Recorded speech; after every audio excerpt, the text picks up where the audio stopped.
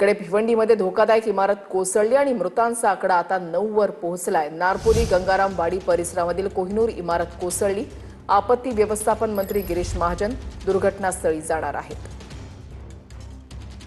मध्यरात्री या इमारतीचा अर्धा भाग कोसळला आणि या ढिगाऱ्याखालून आतापर्यंत 9 जणांचे मृतदेह बाहेर काढण्यात आलेले आहेत। धोकादायक इमारत कोसळली, एनडीआरएफचा बचाव कार्य अजूनही सुरू आहे। इमारत कोसळून झालेल्या दुर्घटनेमध्ये आतापर्यंत 9 जणांचा मृत्यू झालाय आणि काही जण अजूनही ढिगाऱ्याखाली अडकल्याची भीती व्यक्त होतीये। सुनील जाधव आमचे प्रतिनिधी या संदर्भातली अधिक माहिती देतील। सुनील, एक भीती व्यक्त केली जात होती की या ढिगाऱ्याखाली अनेक जण अडकलेले असू शकतात। आकडा वाढतोय, 9 जणांचा मृत्यू झालाय। सध्याचे अपडेट्स।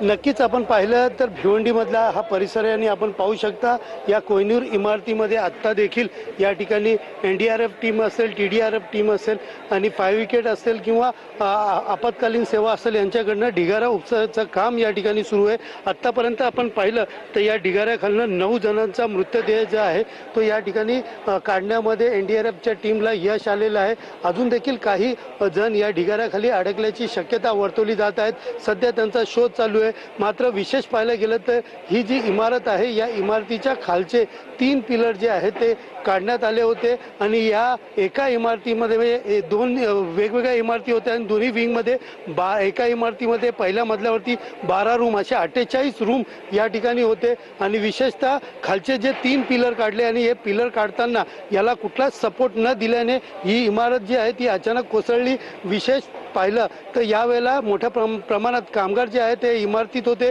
त्याचबरोबर या इमारतीचं काम सुरू होतं हे पाहण्यासाठी देखील या ठिकाणी मोठ्या प्रमाणात स्थानिक नागरिकांनी गर्दी केली होती आणि ज्यावेळेला ही इमारत कोसळली त्यावेळेला काही लोकांनी इमारतीच्या पहिल्या मजल्यावरनं उडी मारून आपला जीव वाचवला आहे आणि त्यांच्यावरती आता सध्या जे आहे ते जवळच्या शासकीय रुग्णालयात उपचार सुरू आहे। मात्र आता सध्या तरी पाहिलं तर मृतांचा आकडा जो आहे तो वाढताना या ठिकाणी पाहायला मिळत आहे। आतापर्यंत 9 जणांचा मृतदेह जो आहे तो बाहेर काढण्यामध्ये यश आलेलं आहे। अजून देखील काही जण या ठिकाणी अडकल्याची शक्यता आहे।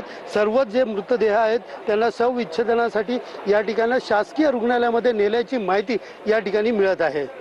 धन्यवाद सुनील दिलेल्या सविस्तर माहितीसाठी।